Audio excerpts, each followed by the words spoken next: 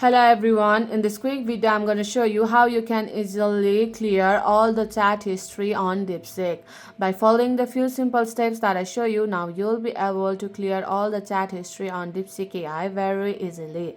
So make sure to watch the video till the end so you don't make any mistakes. By saying that, let's start the video.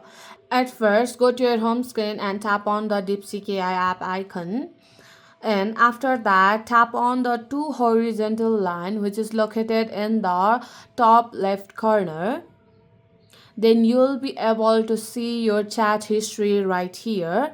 And if you want to delete any chats, then hold on to that chat and tap on delete. Then you'll be able to delete the chat. But by this method you'll be able to delete one chat at a time.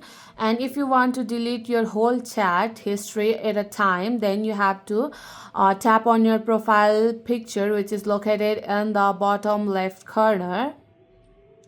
Then this type of interface will be shown, and here you'll be able to see the option called delete all chats. You have to tap on that and tap on confirm deletion to delete all your chat history. But remember, once you deleted the chat, you won't be able to recover that chat history. So if you want to delete all chats, then you just have to tap on confirm deletions.